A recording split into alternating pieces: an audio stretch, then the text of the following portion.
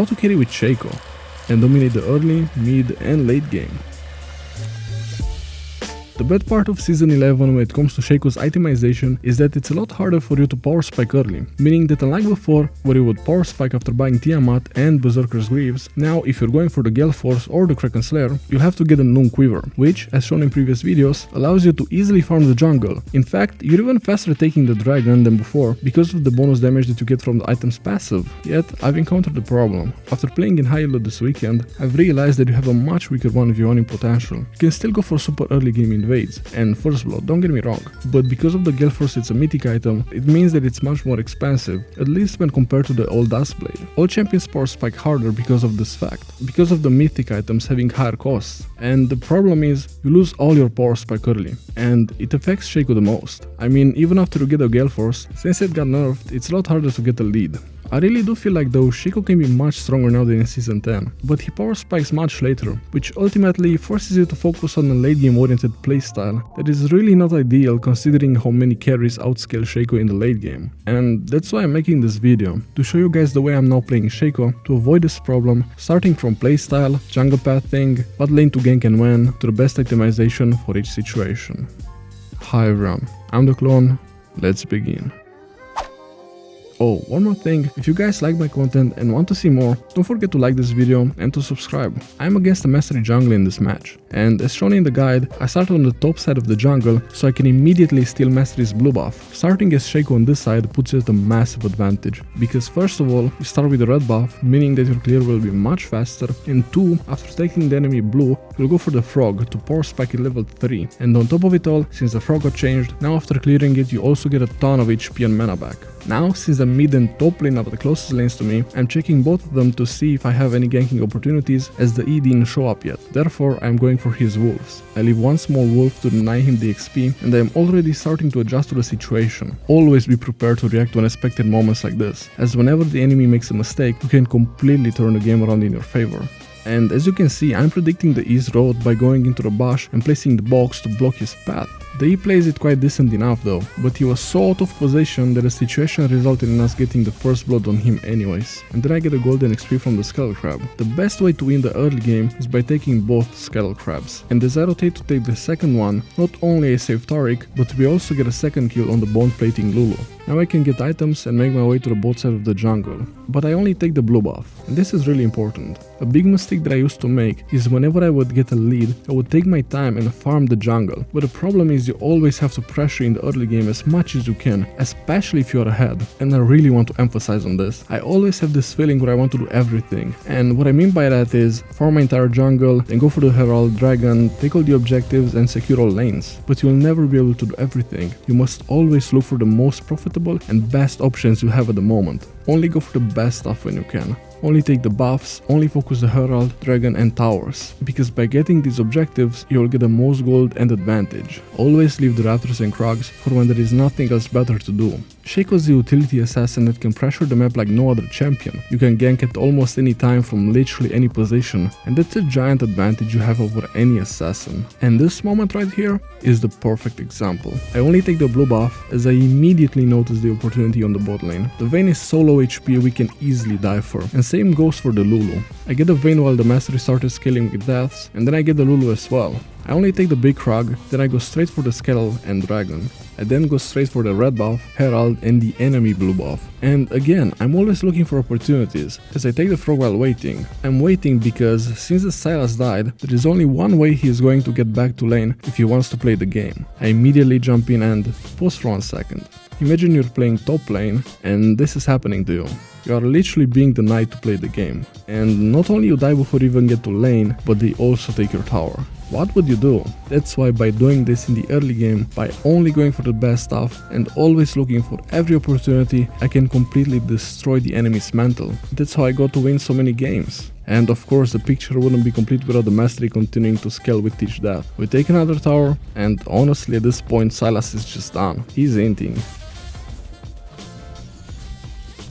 Now I take the blue buff and look for another opportunity. I see that the Vayne and Lulu are out of position, and with the help of Tarek and Gnar, we get a Vayne and then the dragon. But the game is actually far from over. The reason why I picked this game over any other one is because it's neither a 15-minute struggle nor a 15 minutes easy win, where the skill gap and champion power is so big between the teams that no matter what you do, you either lose or win. This game is the perfect representation where I'm doing almost everything correct in order to win, but my team is simply unable to end because they just don't know how to, which results in us going on until the late game, where I can finally have enough power to catch the enemies one by one and force the game to finally end. Back to the game, we can see that the Vayne is actually doing pretty well. By getting 2 shutdowns and pushing the lane, she really got herself back into the game. Even I underestimated her power. It's only because of the Tarek being there that I got her and not ended up inting.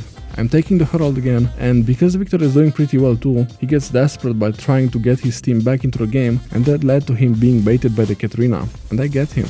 Now I'm starting to farm a bit more. As the mid game kicks in and their bot lane is doing pretty well, they have a decent chance if they get us off guard, and that's mostly because of our bot lane pretty much inting. I'm not blaming anyone, I simply want to emphasize on how as long as one of your lanes keeps making mistakes, especially the bot lane, slowly as the enemy team scales, the game can turn around in their favor, and this fight is a perfect example. I tried to go in for the Vayne, and because of how strong Lulu is, I fell and ended up dying. Katrina went back to base, and our bot was zoned by the 1 and 5 Silas and Victor. It's mistakes like this, simple fails in team coordination, that lead to the game being turned around. And we reached a point where the enemy team is not even weak anymore. Because of the misplays in our team, even the Mastery can do damage now. And look how strong Victor is. I tried to bait him into an insta-kill, but he outplays me by flashing. And my team manages to die to the Silas? Like what? Maybe it's just the Lulu being OP. Anyways, it's at this point that I use my mid to late game strategy, where I apply as much pressure as I can to the side lanes, and if anyone comes to try and stop me, I will simply one-shot them like I do with this E. But as the enemy team is slowly making a comeback into the game, just like we did, they make a mistake. To be more precise, Vayne makes a mistake. A mistake which will result in us getting the Baron. She gets the Gosu syndrome for a couple of seconds there, and she tries to 2v5, and this obviously results in her inting. Now, while doing the Baron, never tunnel vision on the objective itself. As always, look for the enemy team's mistakes and opportunities. This Silas is inting again, and so does the Victor. And now we are again at a huge advantage, which lets me split push the top lane. Always look to split push the side lanes, especially while having the Baron. And don't worry about your team, since they have the Baron and are ahead, they can easily hold the base and maybe even fight the enemy team. Another huge advantage that you get by split pushing is confusing the enemy team, sometimes even making them panic. They'll always look at you pushing the top lane, which will either force them to go back, which will result in your team gaining even more pressure on the other lanes, or they'll send one back, but since I can easily 1v1 anyone in their team, it's inevitable that I'll push. No matter what happens, you always win in this situation. No, in fact you already won by doing this. And my whole team dies and then they blame me. It's fine still. The Silas is feeling brave, big mistake, and I take the inhib. Now here comes another big point. Why didn't I go back to base? And my answer is, if I were to go back there would be nothing that I could have done to stop the enemies from pushing. It was impossible for them to end anyways, since my team would respawn with ease in time, and since I cannot 1v5, the best thing that I can do is push.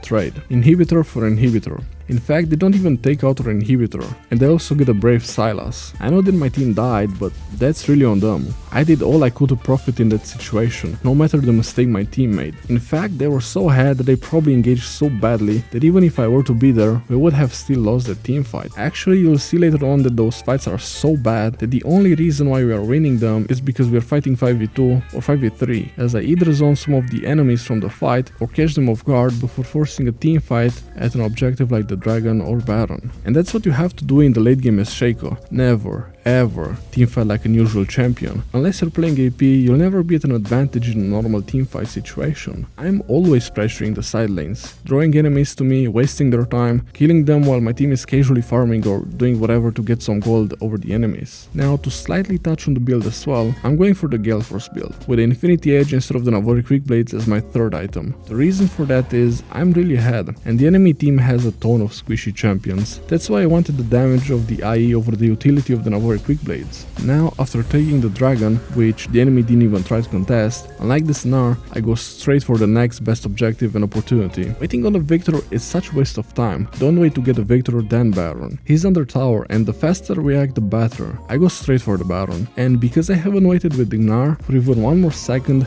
I was perfectly in time for the Vayne. Their only real carry since Victor is still bot lane. In fact, we don't just catch Vayne, we get all three of them, take the Baron and now get a Victor when he's exposed. I feel like the flash from the Gnar was mostly for dramatic purpose, but I won't complain. Now, in this situation, we are in their base. Twin Hibs are down. What is the Katarina doing? She doesn't know. What we must do in this situation is push all three lanes, get all three Hibs down, and they'll just lose to the minions, really. That's what you have to do, because with Shaco it's really hard to dive the Nexus towers like that. Shaco is doing best in the jungle and at cheesing lanes. I see that Katarina's last two brain cells left her, so I tell my whole team, fine. I'll do it myself.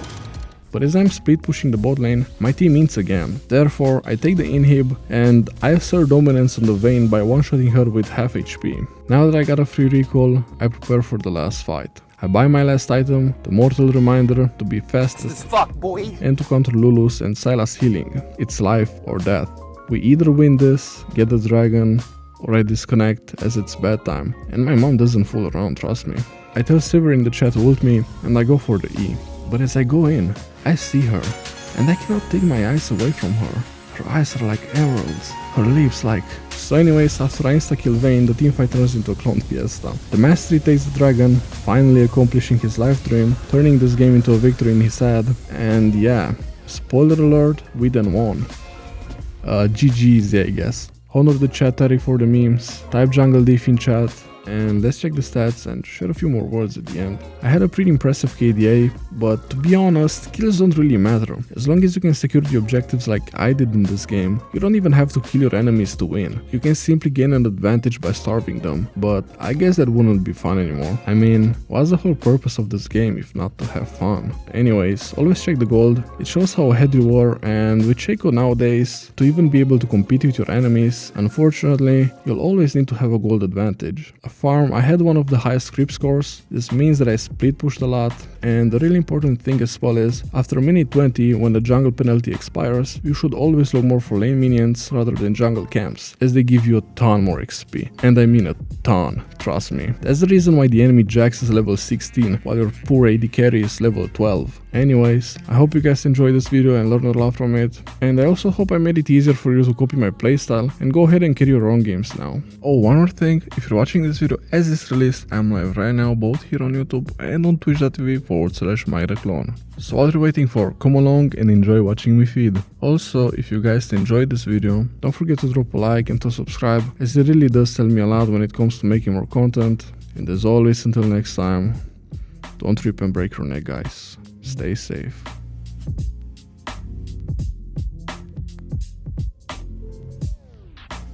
Fun fact at the end, there was a bug back in season 5 where Shaco could cancel tower aggro with his Q.